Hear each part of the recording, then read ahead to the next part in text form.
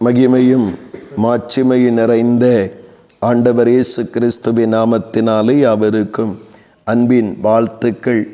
தேவன் தாமே தம்முடைய மகா இரக்கங்களினாலும் கிருபையினாலும் நம்மை முடிசூட்டி நடத்துவாராக.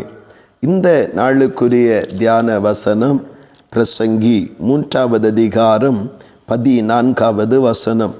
தேவன் செய்வது எதுவோ அது என்றைக்கும் நிலைக்கும் என்று இந்த சாலமோன் எழுதுவதை நாம் காண முடிகிறது.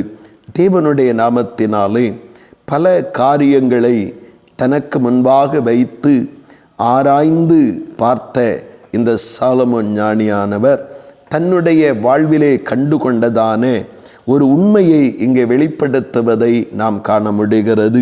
பல நேரங்களிலே நாம் செய்வதெல்லாம் வாய்க்க வேண்டும் என்று விரும்புகிறோம். மனிதனுடைய எல்லாருடைய விருப்பமும் அதுதான்.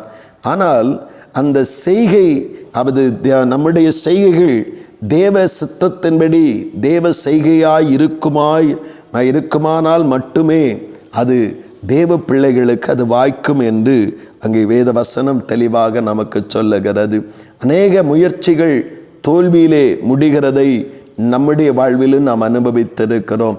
அநேக காரியங்கள் நமக்கு கைகூடி வராதபடிக்கு பாதியிலே இல்லாமல் போவதையும் நாம் அறிந்திருக்கிறோம். ஆனால் இந்த இடத்துல தேவன் நம்முடைய வாழ்விலே நன்மைகளை செய்ய வேண்டும், தேவனே சகலவற்றையும் செய்ய வேண்டும் என்கிற தேவ சித்தத்தின்படி யாதொருவர் வாழ்வை சமர்ப்பிக்கிறார்களோ அவர்களுக்கு தேவன் செய்கிற காரியங்கள் மகிமையாகவும் அது பயங்கரமாகவும் இருப்பதை நாம் காண முடிகிறது. அப்படியானால் இன்றைக்கு நம்முடைய வாழ்க்கையிலே நாம் தெளிவு பெற்று நம்முடைய முயற்சிகள் அல்ல, நமக்காக தேவன் என்ன செய்கிறாரோ அதுதான் என்னுடைய வாழ்க்கையிலே நிலைத்திருக்கக்கூடிய ஆசீர்வாதமாக இருக்கிறது. சில முயற்சிகளினாலே கிடைக்கிற ஆசீர்வாதங்கள் காணல் நீரை போல நீர் குமிழி போல சற்று நேரத்தில் இருந்து பின்பு இல்லாமல் போகிறதாக காணப்படும் மனித முயற்சினாலே உண்டாகிற ஆசீர்வாதங்கள். ஆனால் தேவனுடைய ஆசீர்வாதங்கள், தேவனால் கிடைக்கப்பெறுகிற நன்மைகள் எல்லாம் அவன் வாழ்நாள் முழுவதும் எத்தனை காலங்கள் உலகத்திலே வாழ்ந்தாலும் எந்த சூழ்நிலைகள் வாழ்ந்தாலும் அந்த நன்மைகள் அவர்களிலே நிலைத்திருக்கக்கூடியதாக காணப்படுகிறது. ஆனபடினால் இன்றைக்கு நம்முடைய வாழ்வின் ஒவ்வொரு காரியங்களையும், நம்முடைய குடும்பத்தின் ஒவ்வொரு காரியங்களையும், நாம் செய்கிற அல்லது வாஞ்சிக்கிற எதிர்பார்க்கிற ஒவ்வொரு காரியங்களையும் தேவனே செய்ய வேண்டும் என்று சொல்லுகிற அர்ப்பணிப்போடும் தேவன் செய்வதற்காக பொறுமையோடும் காத்திருந்து நாம் தேவ நன்மைகளை பெற்றுக்கொள்ள நாம் வாஞ்சிப்போம் என்றால் கர்த்தர் செய்கிற காரியம் பயங்கரமாகவும் மகிமையுமாக இருக்கும் என்பதை வேதம் தெளிவாய் சொல்லுகிறது. தேவன் நம்முடைய வாழ்வில் செய்கிற காரியங்கள் தான் அது நிலைத்திருக்கக்கூடியதாக இருக்கிறது. அப்படியானால் இன்றைக்கு கொஞ்ச நேரம் இருந்து பின்பு இல்லாமல் போகிற மாயான இந்த உலகத்தினுடைய நன்மைகள் அல்லது உலகத்தினுடைய காரியங்களிலே அதிலும் கர்த்தருடைய நன்மை வெளிப்பட, அதிலும் நிலைத்திருக்கிற நன்மைகள் வெளிப்பட நாம் தேவனே நமக்காக யாவையும் செய்யட்டும் என்று சொல்லி, தேவனே நன்மை செய்ய வேண்டும் என்று சொல்லி தேவனுடைய சமூகத்திலே நம்மை முழுவதுமாக அர்ப்பணித்து நம்முடைய காரியங்களை சமர்ப்பித்து பொறுமையோடும் தேவனுடைய கிருபையின் பரிபூர்ண நம்பிக்கையின் நிச்சயத்தோடும் காத்திருப்போம்.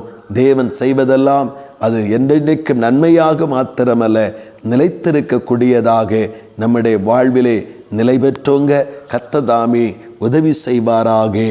ஆமீன் ஆமீன். செபிப்போம். பரலோகத்தின் நல்ல ஆண்டவரே, பரிசுத்தமுள்ள உம்முடைய நாமத்திற்கு ஸ்தோத்திரம் தகப்பனே. இந்த உலகத்திலே ஆண்டவரே மனிதர்கள் நாங்கள் எத்தனையோ காரியங்களை முயற்சிக்கிறோம், எத்தனையோ காரியங்களை வாஞ்சிக்கிறோம். ஆனால் கர்த்தரே சில காரியங்கள் எங்களுக்கு கைகூடி வருகிறது, ஆனால் அது நிலைத்திருக்க வாய்ப்பில்லாமல் நீர்க்குமிழி போல் மாறிவிடுகிறது.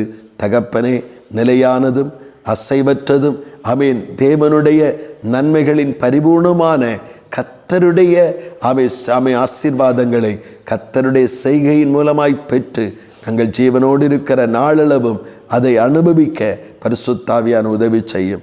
தேவன் செய்வது எதுவோ அதுவே எங்கள் வாழ்க்கையில் நிலைக்கும் என்கிற இந்த பூரண நிச்சயத்துடன் ஒவ்வொரு விஷயத்தையும் தேவ சமூகத்தில் அர்ப்பணித்து தேவன் நாமை செய்வதற்காக பொறுமையோடு காத்திருந்து சகலவற்றையும் சொந்தமாக்கி கொள்ள கர்த்தர் கிருபையை தாரும்.